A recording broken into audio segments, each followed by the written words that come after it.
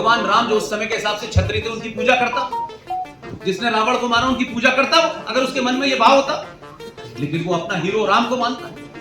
लेकिन वही पंडित जिस पे ब्राह्मण होने का आरोप लगता है, वो वाल्मीकि की लिखी रामायण पढ़ाता है, दीक्षित सिंह और शर्मा जी की नहीं पढ़ाता। यह है समाज हमारा। दुनिया में जो कौमें अपने इतिहास से नहीं सीखती, अपने इतिहास को भुला देती है, इतिहास भी उनको भुला देता है।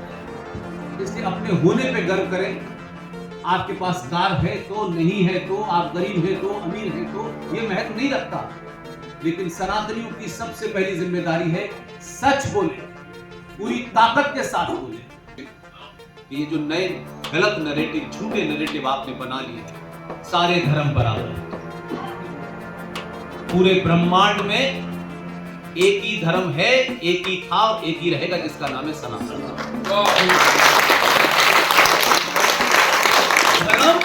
के पास 10 साल भी नहीं, 10 साल भी नहीं है। न कोई सरकार आपको बचाएगी, न कोई संगठन आपको बचाएगा। इस देश में 500 से ज्यादा कश्मीर बस चुके हैं। बंगाल हो, केरल हो, ऑफिशियली 2011 के सेंसस के हिसाब से 29 राज्यों में से 9 राज्य में हिंदू नहीं है, और जिन राज्यों में है उसमें एक हर दिन की लड़ाई लड़ रहे हैं। इसलिए ये किसी एक की लड़ाई नहीं है। हम सबको लगा हम ये कर सकते हैं, हम वही कर पा रहे हैं। हम कभी कभी हिंदुत्व की बात कुछ पाने तक के लिए तो करते हैं और उसके बाद पीछे हटते हैं। समाप्त। फिर दूसरा नैरेटिव आपने, मंदिर मस्जिद सब एक ही हैं। ये छिछले किस्म के हिंदूवादी, ये छिछले किस्म के सियासी लोग आपको कुछ भी बोल देते हैं अपने पैतरा निकालने के लिए। मंदिर और मस्जिद की तुलना हो ही नहीं सकती। और इस्लाम ये कहता है कि मस्जिद कोई पवित्र स्थल नहीं है। जिस जगह नमाज प्रोफेट मोहम्मद ने पढ़ ली थी वो बहुत पहले तोड़ दी गई। हम वो लोग हैं कि मंदिर बनाते हैं, फिर एक पत्थर को रखते हैं, उस पत्थर में प्राण प्रतिष्ठा करते हैं, तब मंदिर मानते हैं। तुम मस्जिद में डेला रखते हो और पुलिस पे फेंकते हो। हमारी कोई सिविलाइजेशन आपसे नहीं मिलती। ये वर्किंग रिलेशन है कि कोई रह रहा है हमारे बराबर में, बस इतना ही है। फिलॉसफी 1400 साल पहले सूरा नंबर 9 आयत नंबर ये फरमाता है कि जो मेरे अल्लाह और रसूल पे यकीन नहीं रखता उसका कल्ब जस्टिफाई है। आपका उनके साथ क्या रिश्ता हो सकता है? मैं तुफैल भाई जयपुर से चल के, ओमेंद्र रत्नू जी, आजाद भाई और बहुत सारे ऐसे लोग हैं जिनके नाम लिए जा सकते हैं, वो सब यहाँ मौजूद हैं। उत्तराखंड से सीधे हरिद्वार से गौतम खट्टर साहब यहाँ मौजूद हैं। लेकिन हम सबके यहाँ इकट्ठे होने का एक ही मकसद है। इसको किस तरीके से 2002 में जो घटना घटी उसको कंपाइल किया, ये महत्वपूर्ण नहीं है। महत्वपूर्ण ये है कि जिस भारत में कॉमर्शियल फिल्में बनती हैं, और उस कॉमर्शियल फिल्म में एक फिल्म बनी थी जिसमें एक लड़की मुसलमान थी और एक लड़का हिंदू था, और उनको आपस में प्यार हो गया। लेकिन लड़की कुरान शरीफ पढ़ रही थी और उस लड़के ने बांसुरी बजाई और उस लड़की को अपने बॉयफ्रेंड की याद आई और वो कुरान शरीफ छोड़ के भागी और उसका दुपट्टा एक किसी कांटे के पेड़ में अटक गया और उसने अपना दुपट्टा वहां छोड़ दिया। जिस समाज के साथ आप रह रहे हैं, जिस समाज के साथ रहने के लिए नए नए झूठे नैरेटिव हिंदू गढ़ रहे हैं, उस समाज को उस फिल्म में एक हिंदू लड़के से प्यार करने के लिए वो लड़की जब जाती है तो कुरान पढ़ती है और दुपट्टा छूट जाता है। जब वो उनको काबिल कबूल नहीं था तो ये भाईचारे की बीमारी सनातनी हिंदू को क्यों लगी हुई है? इसलिए गोधरा के साथ कई नैरेटिव जोड़े गए। मैं इस पूरी टीम के जितने भी लोग हैं, मैं किसी को नहीं जानता था। 2 दिन पहले जब मेरे ऑफिस में पहुंचे तो सारे चेहरे मेरे लिए नए थे और उनका हमने ये फिल्म बनाई और मैंने देखी वो फिल्म थोड़ी देर। जो उसको जिस तरीके से कंपाइल किया है, मैं समझता हूं कि कोई बड़े से बड़ा प्रोफेशनल प्रोड्यूसर और डायरेक्टर भी नहीं कर सकता। तब ये बात उठी कि हम इसको लोगों को दिखाना चाहते हैं। लेकिन दिल्ली में इतने सारे लोग इस फिल्म की और सच्चाई को गहराई से जानने के लिए आए हैं। ये सबसे बड़ा बदलाव है सनातनी हिंदू। कई लोगों को लगता है कि इससे क्या होगा, क्या हो जाएगा हमारे जाने से। ऐसा होता रहा है। दुनिया में जो कौमें अपने इतिहास से नहीं सीखती, अपने इतिहास को भुला देती हैं, इतिहास भी उनको भुला देता है। इस दौर का एक ऐसा टाइम है ये कि हमको बहुत ज्यादा सवाल नहीं पूछने हैं। हम अपनों से बहुत सवाल पूछते हैं। अपनों को चुनने से पहले कई उसकी जातियां भी देखते हैं, उसका सरनाम भी देखते हैं, हमको इससे कितना फायदा होगा, कितना नुकसान होगा। हम 5 साल में एक दिन 1 मिनट के लिए भी सनातनी होकर वोट नहीं देते। उस दिन भी हमको ये बीमारी सूझ जाती है कि अच्छा ऐसा था, वो वैसा था, मुझे इन्होंने ये नहीं दिया, मुझे उन्होंने वो नहीं दिया। लेकिन ये बड़ी बात है कि पिछले 7-8 साल से जो मूवमेंट देश में चल रहा है, उसमें इस देश की एस्टेब्लिश्ड क्लास को समझ में आया है कि सिर्फ मामला जो है वो कोई जमीन का नहीं है। पहली बार उन्हें पता चला है कि 1400 साल पहले जो फिलॉसफी मक्का के अंदर पनपी और 632 में उसके मानने वाले चले गए, तब से लेकर आज तक उनकी किताब का नज़ेर ज़बर नुक्ता नहीं बदला है। और आपने उनके लिए अपने आप को इतना बदल दिया कि अब आप नहीं रहे। इसलिए अपने होने पे गर्व करें। आपके पास कार है तो, नहीं है तो, आप गरीब है तो, अमीर है तो, ये महत्व नहीं रखता। लेकिन सनातनियों की सबसे पहली जिम्मेदारी है सच बोले, पूरी ताकत के साथ बोले। और ये एक्सपेरिमेंट चाहे मैं हूं, तुफैल भाई हो, खट्टर साहब हो, रत्नू साहब हो, नीरज अत्री साहब हो, सब धड़ल्ले से सच बोल रहे हैं। और सच वो जो ओरिजिनल टेक्स्ट में लिखा हुआ है, सच वो नहीं कि मेरे स्वार्थों के हिसाब से आज कोई नया सच हो। और सच बोलने के कारण ही 1400 साल से जो लूट रहे थे, उनको पहली बार धक्का लगा है कि ये समाज जागने लगा है। ये बड़ी इंपॉर्टेंट बात है। इसलिए मैं चाहता हूं जिन्होंने ये फिल्म बनाई है, ऐसे इस देश में हजारों सनातनी हो और उनको इस बात का एहसास हो कि जब वो ऐसी फिल्में बनाते हैं जो समाज को झकझोर सकती हैं, जो असली चेहरा दिखा सकती हैं, इनको इतनी ताकत दीजिए। मुझे लगा है कोई 12-13 करोड़ रुपया इन्होंने अपना घर सारी चीजें रख के लिया है कि कोई भी सनातनी हिंदुस्तान में इस जिहाद की असली चेहरे को बेनकाब करे। वो कितना बड़ा आदमी है और कितना छोटा आदमी है महत्वपूर्ण नहीं है। महत्वपूर्ण यह है कि आपको अपने जीवन का एक दिन पिक्चर हॉल में फिल्म देखें और इतने ऐसे लोग पैदा कीजिए कि 12 करोड़ नहीं 1200 करोड़ की भी जरूरत हो तो समाज खड़ा हो जाए। आप सबके बीच में पीछे एक डॉक्टर बैठे हैं और ये जयपुर से सीधी फ्लाइट लेके आए हैं। लोग कम जानते हैं इनके बारे में। अगर आप इनकी निजी लाइफ देखें तो ये 7 स्टार जीवन जीते हैं, 7 स्टार। लेकिन ओमेंद्र रत्नू वो काम कर रहे हैं जो भारत में किसी ने सोचा नहीं, क्योंकि वो थॉट प्रोसेस ही नहीं है हमारा। हम कभी कभी हिंदुत्व की बात कुछ पाने तक के लिए तो करते हैं और उसके बाद पीछे हट जाते हैं। डॉक्टर ओमेंद्र रत्नू जयपुर में है,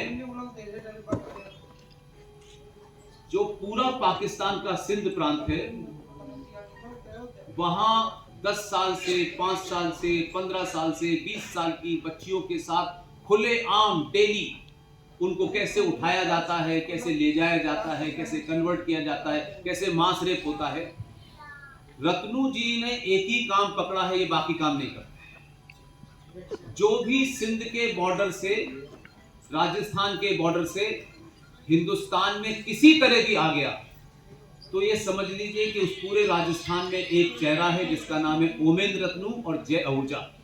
ये दोनों लोग उन लोगों को लाते हैं, उनको सब कुछ देते हैं, फिर उनकी नौकरी का इंतजाम करते हैं, उनके कागज बनवाते हैं।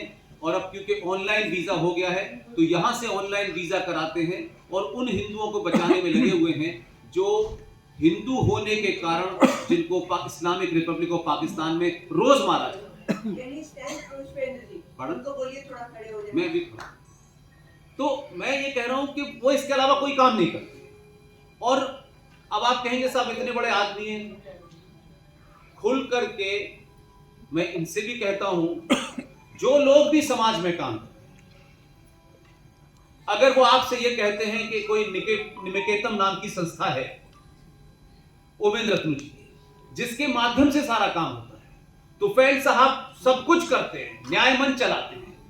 आखिर ये जिंदगी के पूरे चक्र है, इसके चलने के लिए अर्थ की जरूरत होती है।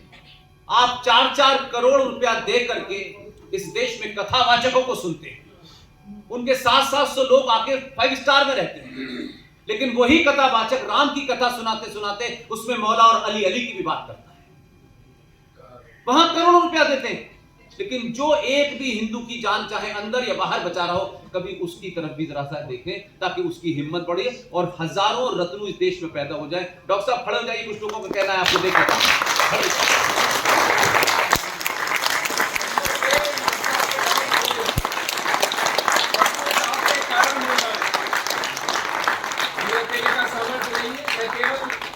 उसका चेहरा मात्र हूं, सबको बहुत अनुग्रह, बहुत प्रेम। तुफैल चतुर्वेदी जी को आप सब जानते होंगे, सुनते होंगे, पता नहीं कुछ नहीं देखो, देख लीजिए, बहुत ज्ञानी आदमी है, पढ़े लिखे आदमी है, लेकिन इस सब के बावजूद एक ही एजेंडा है जिंदगी में। कोई पूछे नौकरी क्या करते हो, यही करते हैं, और क्या काम करते हो, यही काम करते हैं, और कोई काम ही नहीं करते।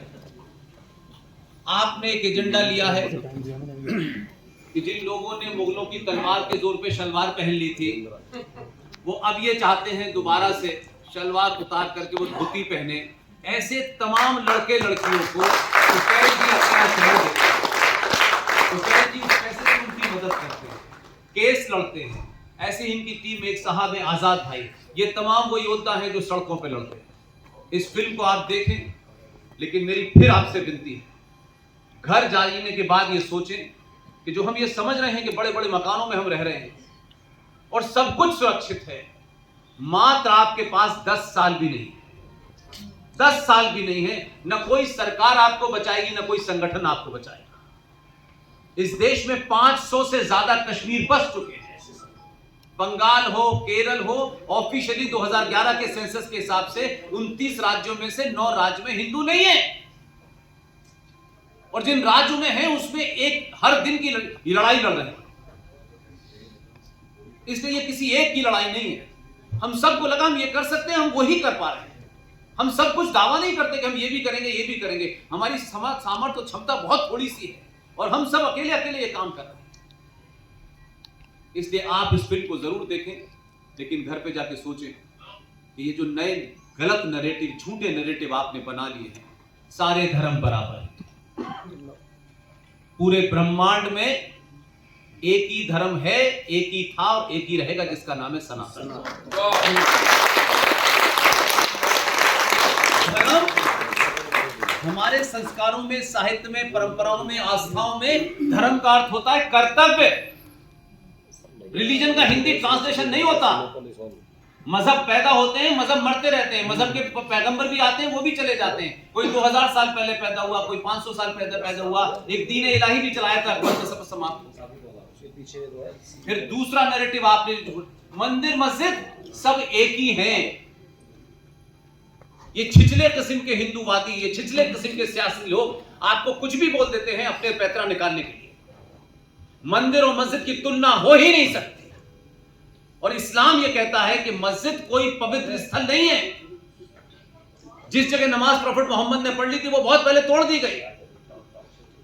हम वो लोग हैं कि मंदिर बनाते हैं, फिर एक पत्थर को रखते हैं, उस पत्थर में प्राण प्रतिष्ठा करते हैं, तब मंदिर मानते हैं। तुम मस्जिद में डेला रखते हो और पुलिस पे फेंकते हो। हमारी कोई सिविलाइजेशन आपसे नहीं मिलती। ये वर्किंग रिलेशन है कि कोई रह रहा है हमारे बराबर में, बस इतना ही है।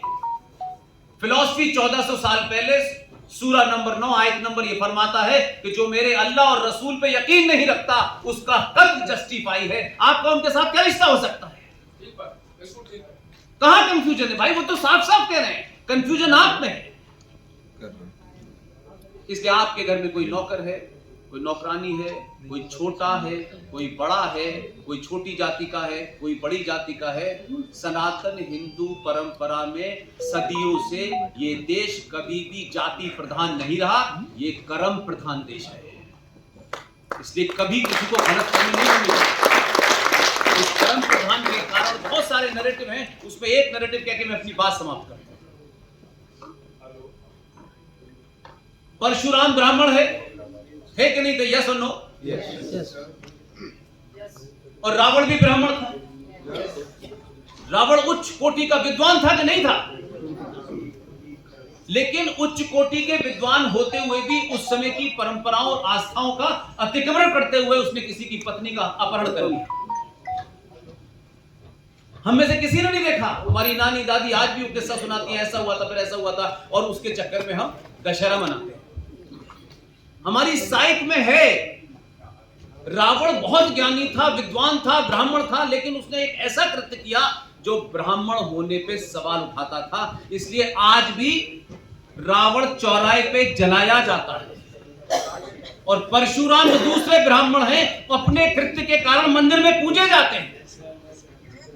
और मंदिर में बैठने वाला पुजारी, ये स्वीपिंग स्टेटमेंट बहुत आसानी से दिए जा सकते हैं, ये पंडित ऐसा है, ये ब्राह्मण ऐसा है। इंडिविजुअल कोई अच्छा बुरा हो सकता है, लेकिन मंदिर में बैठने वाला पंडित, आप जरा उससे पूछिए, अगर वो जातिवादी होता तो क्या आपको लगता है कि वो जातिवादी आदमी भगवान राम जो उस समय के हिसाब से क्षत्रिय थे उनकी पूजा करता?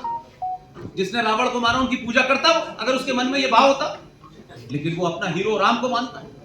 लेकिन वही पंडित जिस पे ब्राह्मण होने का आरोप लगता है, वो वाल्मीकि की लिखी रामायण पढ़ाता है, दीक्षित सिंह और शर्मा जी की नहीं पढ़ाता। ये है समाज हमारा। इसलिए आप इस फिल्म को देखिए, अपने दोस्तों से कहिए जो हो जहां जाके देखें, थिएटर में जाके देखेंगे तो इनका 12 करोड़ नहीं 50 करोड़ रिकवर हो जाएगा। और इनमें हिम्मत बढ़ेगी और दुनिया में हिम्मत बढ़ेगी, तो हर आदमी के पास जो ताकत है वो करेगा। कम से कम ये हम आज से मान लें कि आप किसी को जाने या न जाने, लेकिन उसकी पीठ पीछे इतनी तारीफ कीजिए कि उसको सुनने को मिले कि मेरी तारीफ हुई थी, तो उसमें इतनी हवा भर जाए कि वो और ताकत से लड़े। बहुत बहुत धन्यवाद। Thank you. राम जाजू जी जो है भारतीय जनता पार्टी के पूर्व उपाध्यक्ष रहे, तब से मैं आपको जानता हूँ। आप यहाँ आए तो ये इसका ये मतलब जरूर मानिएगा, बीजेपी तो साथ हो सकती है लेकिन सत्ता साथ होगी कि नहीं इसकी गारंटी नहीं। आपके साथ है, हम पुष्पेंद्र जी के साथ है भाई। बहुत बड़े बीजेपी कांग्रेस बन रही है और कांग्रेस मुस्लिम लीग बन रही है।